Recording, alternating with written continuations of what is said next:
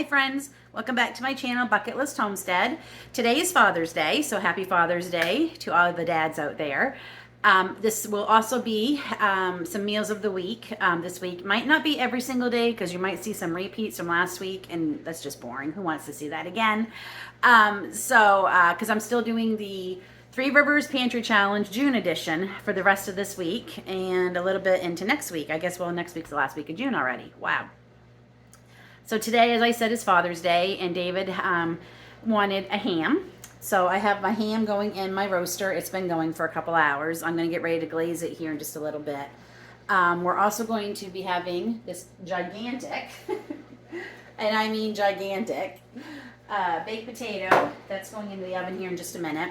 But what I'm going to get started on right now is the dessert, which is blueberry mousse. So even though this recipe calls for, it just says blueberries, and I assume they mean fresh, I'm actually going to be using some canned blueberries from last summer. And I have to admit, I haven't been crazy about the canned blueberries. I tried them in, I think it was pancakes, did not go over well. I'm hoping this is going to be exactly what they're good for, because we're actually basically making a blueberry jam that we're going to be cooking down.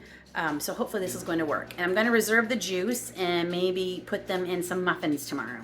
We'll see how that goes. But anyway, so I'm going to open this up, and hopefully there should be a cup here because we do need a cup of blueberries.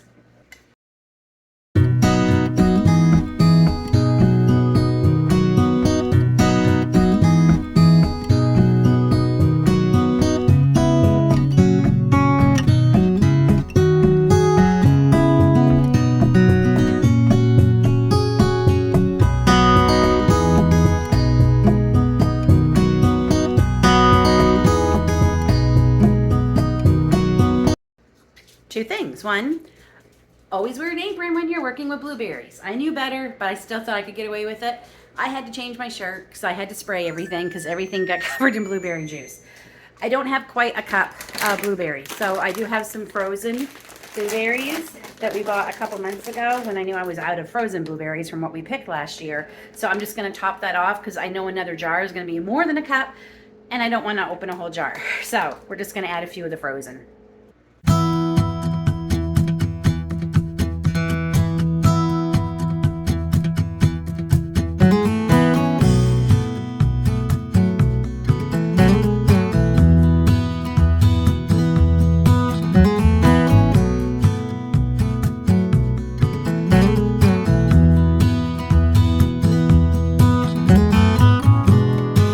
Pour it into the food processor, and we need to let it cool for. This is all cooled, so we are going to add a block of cream cheese, and this has been out for maybe 2 hours softening. A cup of sour cream,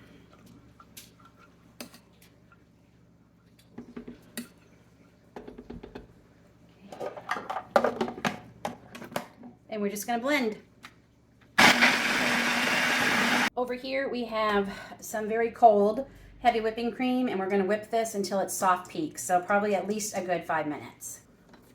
Now we're going to add this to that.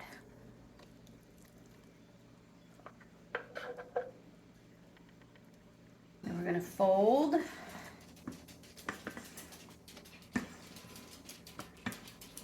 So I'm going to put some in 2 of these, and then the rest is going to go into a bowl with a lid on it.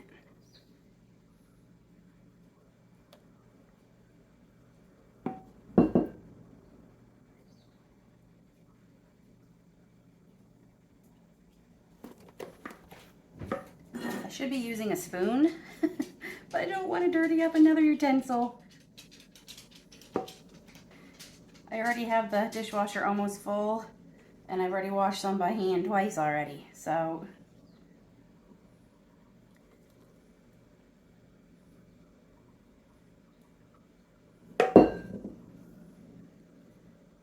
we're going to put those in the fridge.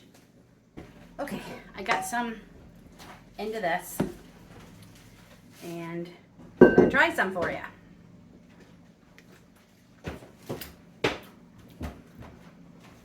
It's really good. That's really good. I think David's going to enjoy that. Okay, I have to finish supper getting. I have to finish getting supper. I am tired.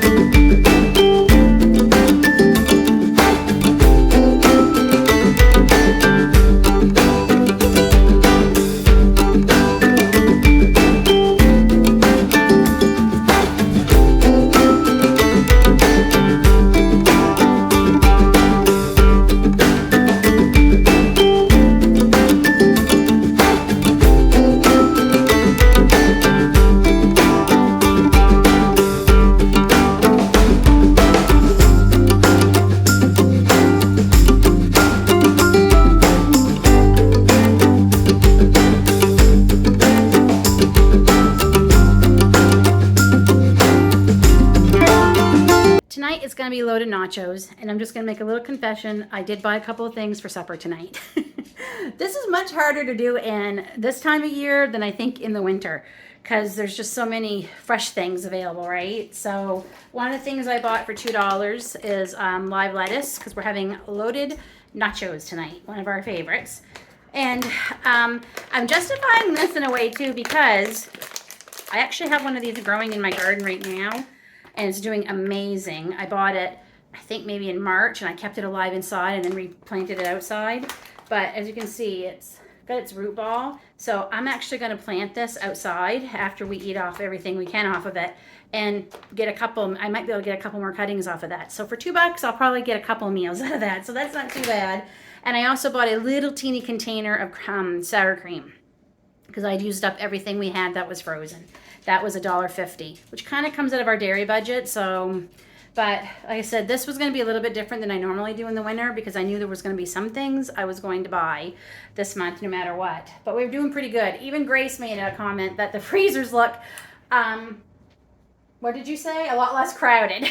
They look a lot less crowded today. So I am going to be using a jar of my salsa from my stockpile, and this is the inside round roast I was going to cook up last week, but I was sick. Now poor Grace is sick. Aiden gave it to us. I've canned this up, so it's already pretty much shredded. All I'm going to do is put it in a cast iron skillet with a little bit of oil and some taco seasoning, and warm it up and season it, and then it will be going into the oven. So my oven is at 350. I have my tray of organic, what are they? Que pasa organic chips. And I'm also going to show you the sauce I use. I make,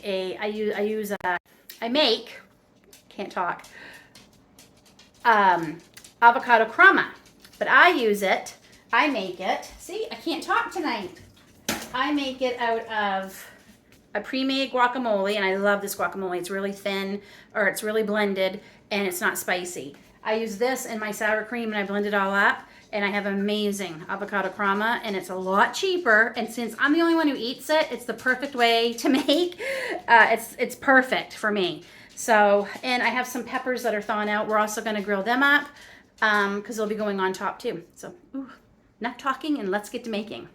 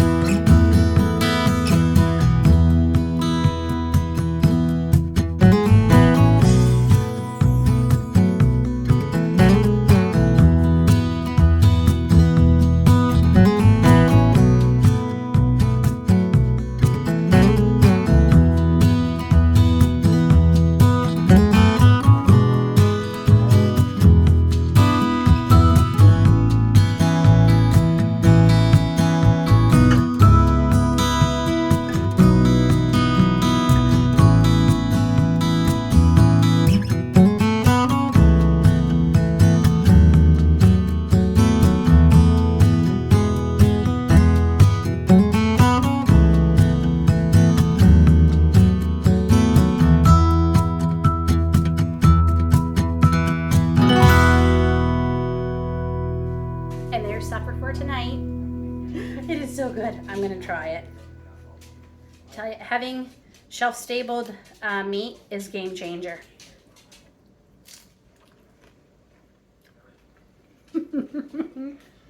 So good. We'll see you tomorrow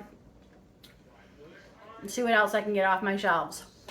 Tonight's supper, very easy, but a favorite, homemade mac and cheese. And because we have so much ham still from our Sunday dinner, I'm gonna chop some up and throw it in.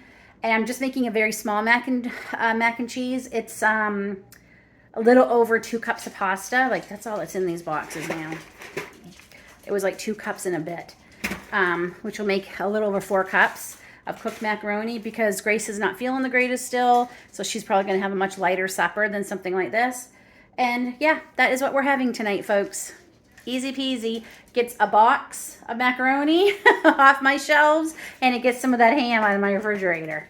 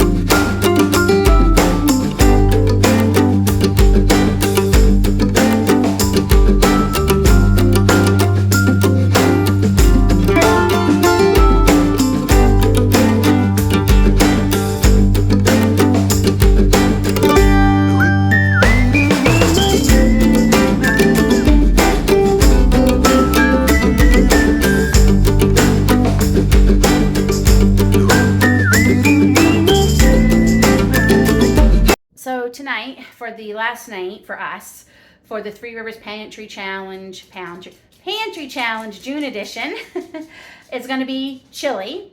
And this is chili I actually made, I think, about 2 months ago, and I froze it in individual containers. And it's heating up on the stove. We're having a very dark day. Sorry if the lighting in here is dark. This is as bright as I can make it because it is dark outside. We just had a very bad rainstorm come through. At least I won't have to water my garden. And I'm gonna make some cornbread to go with the chili.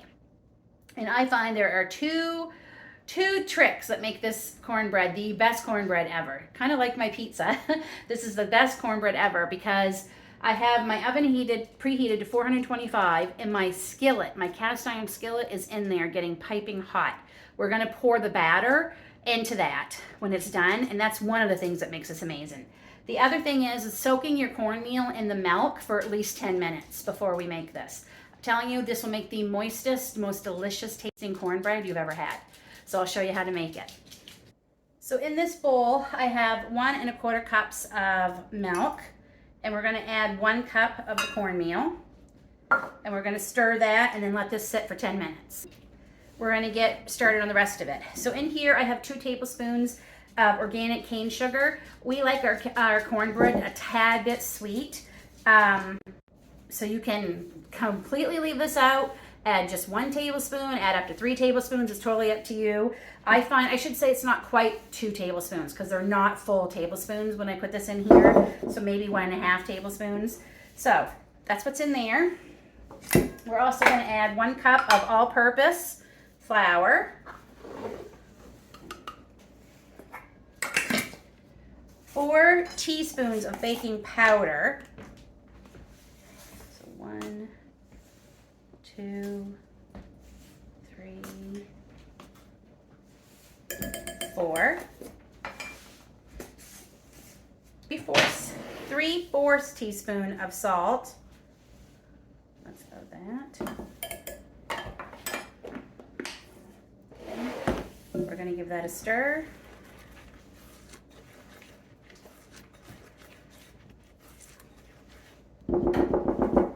So it's been 10 minutes, and as you can see, that absorbed most of the milk. So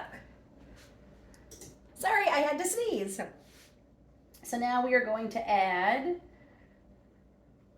this into that. Get all that cornmeal. We're also going to add 2 eggs that are already beaten up. A 1/4 cup of unsalted melted butter. And we're just going to stir it. You can use a hand mixer for this if you want. I don't find it necessary. It's not that bad. So we're just going to mix till it's all combined. And what I do is I put it back in this because I find it easier to pour it into my piping hot cast iron pan. I should have just added, usually, I know what because I'm making this for the video and I wanted some things already measured out, that's why I used 2 bowls, but normally I would just add everything once the 10 minutes was up individually into the cornmeal. But we're gonna need about a tablespoon of butter, and I'll meet you over at the stove. Okay, so we're gonna take our very hot pan that's been in here for quite a while out of here very carefully because it is hot. And I'm going to take that tablespoon of butter and swish that around. Woo. And then we pour our batter, and as you can see, it's nice and fluffy right in. That's all that baking powder.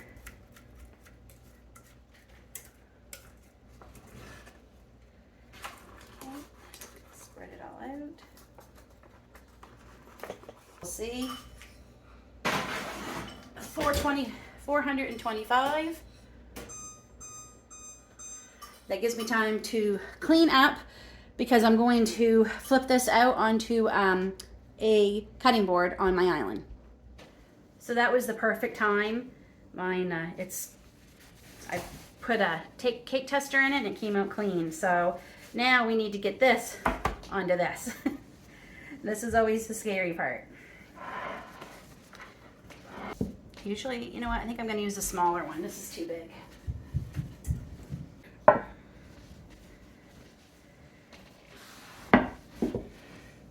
1, 2, 3.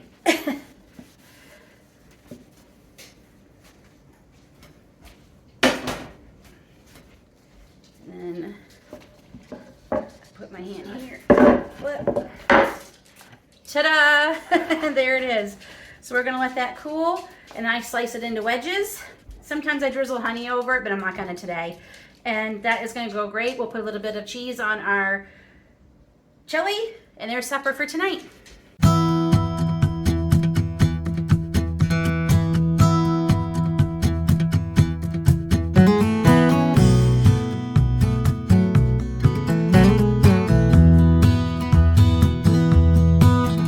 And that ends this week. So I got 1, 2, 3, 4, 5, 6, 7, 8. I think it was 15 jars off my shelves. I did add to it because I did can some. I had some shelf-stable beef and broth and pork that I canned this week. But I got 15 jars off the shelf. Many packets of things out of our freezer. Some things that have been in there for a while that needed to definitely be used. And we got room for this year's harvest. I gotta do some rearranging, but I definitely know I'm not making a lot of jellies this year. Apparently we just don't eat them that often, so I won't be making a lot because I still have a lot from 2021. So that's it, folks. That is the end of the Three Rivers Pantry Challenge June edition for us. If you like this video, please give me a thumbs up, and don't forget to hit that subscribe button if you haven't already subscribed, and hit that little bell to let you know when all new videos and when I go live are coming out. And stay tuned for my special lives I'm going to be doing on Saturdays starting very soon, called She-Steaders, and I will have a different group of women homesteaders each time I have it. It'll probably be a once a month thing going forward. and it'll be a different group of ladies every time. I had so many of you reach out and tell me you wanted to join, so that is like fabulous. We'll have lots of great ladies joining, and it will be different ladies every time I do it. So I am so excited. I'm looking forward to it. So make sure you don't forget to hit that bell so you know when that will be coming out. Until then, take care, God bless, and we'll see you all soon.